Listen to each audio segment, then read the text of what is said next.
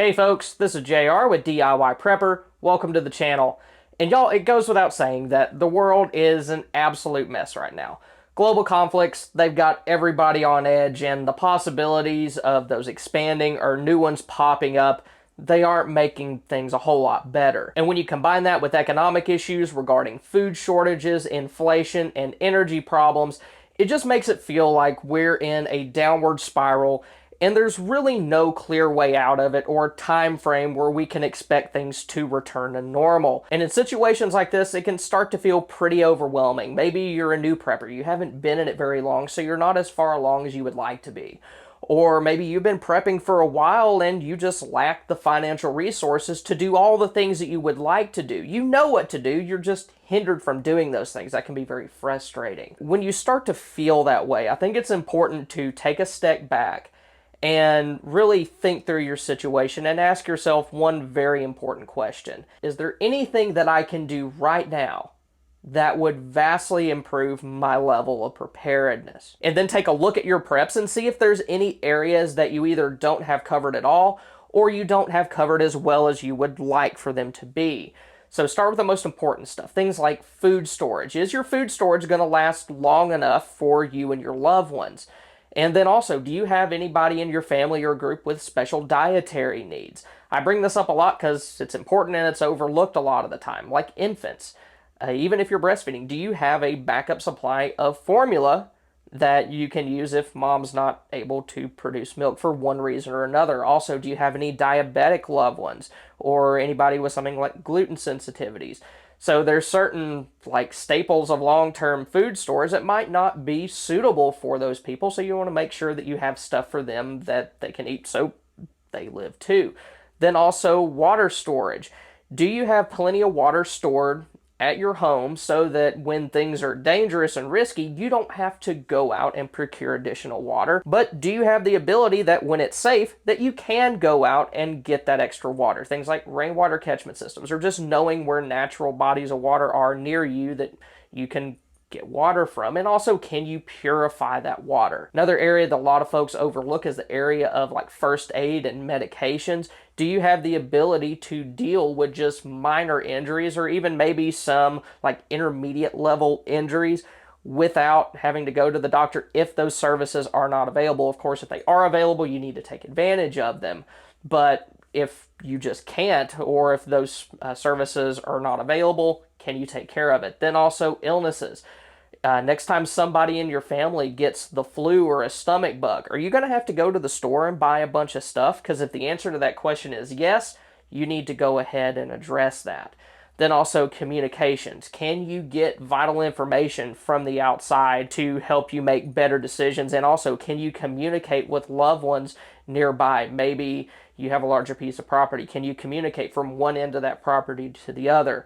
Maybe you have friends or neighbors that maybe don't live right next door. They live, a few hundred yards away. Can you communicate with them without leaving your home? Then also energy. Can you power essential devices for an extended period of time? And also, can you cook your food and keep you and your loved ones warm? And y'all, now is not the time to be worried about big preps that you won't be able to afford for years to come. So if you can't buy like a year's supply of freeze-dried food, forget about it. Go out and buy a bunch of canned goods, stuff that doesn't cost a whole lot that still has a decent shelf life. Also, when it comes to water storage, if you can't afford to put in a rainwater catchment system or you live in a dwelling that you just can't do that, then focus on storing as much bottled water as you can. If you can afford portable water containers, do that. Get yourself some tarps and totes so that you can collect rainwater if needed. And when it comes to energy, if you can't afford to go buy like a gas generator or a solar generator right now, then get yourself as many batteries as you can, and then also some rechargeable battery banks that you can use to charge devices like cell phones that have those non-replaceable internal rechargeable batteries. And I know that winter's just getting started for most of us, but it might also be a good time to go ahead and pick up some heirloom seeds as well, so that when things start to warm up, you can go ahead and plant crops as needed. And there's also plenty of cold weather crops that you could probably plant now, at least in some areas. And y'all, even if you don't have any money at all to spend on preps right now, there's still some things that you can do that will help increase your level of preparedness. You can do things like take inventory of what you do have, so that if you have limited resources, you can get a really good game plan together for how are you going to use those, so that you don't run out of stuff before you expect to. Also, you can organize your gear, make sure you know where everything is, make sure it's accessible, so if you need to use it, you're not going to have to go find it or fumble around, move a bunch of stuff to get to it. Then also, I think it's a good idea with everything going on in the world with regards to potential conflicts and things getting really, really serious, it might be worth having your stuff organized and staged so that if you do need to get out, then you can take as much stuff with you as possible. And I know bugging out, it is a last resort, but it's good to have that option if you need it. And it's also really important to look at the current situation and make decisions based off the information that you have. And that being said, two of our biggest concerns right now that we can actually do something about are going to be the area of food shortages and price increases on that, and then also energy costs increasing. So when it comes to energy, would it be a bad idea to go ahead and store some extra gasoline? Even if you don't have a generator, having a couple of gas cans full of gas could be useful for your car if you needed to bug out, and it could also be a good trade item. But if you haven't used that gas in a couple of months, be sure to put it in your gas tank and go refill that gas can so that you always have a fresh supply, because that stuff, especially the ethanol fuel, or fuel with ethanol in it, it can go bad pretty quick. Then, if you don't have a generator, it might be a good time to consider getting one of those.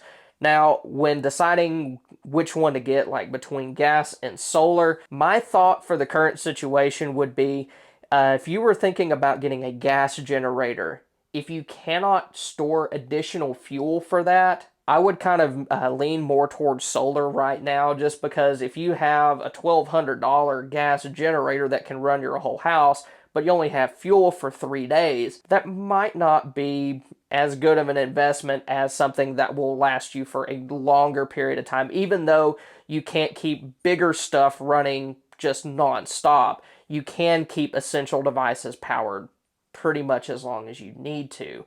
And then also, energy goes beyond just can you power your home. It includes things like, can you cook your meals off grid?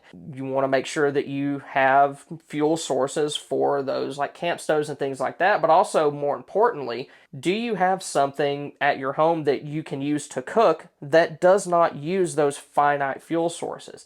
Things like rocket stoves, solar cookers, things like that. Those are good options. Although with solar cookers now, things are going to be overcast, so it might be a little bit harder to use one of those, so something like a rocket stove might be a better option. Then also, how are you going to keep yourself and your loved ones warm? Beyond just having like heaters, make sure that your fireplace, it's inspected and it's in good shape so you can use that if needed. And also, do you have plenty of cold weather clothing that you and your loved ones you can layer in and keep warm? Do you have plenty of blankets? Also, might be a good idea to get some plastic sheeting that you can tape over like windows to prevent drafts from getting in. And if you use clear plastic sheeting, that's still going to let light in, which that might help kind of warm things up also. And if you don't have a lot of money right now, or you're just completely overwhelmed by the situation, you don't know what to do, food storage is probably going to be your best bet, just because it can be used in pretty much any sort of situation that you can imagine.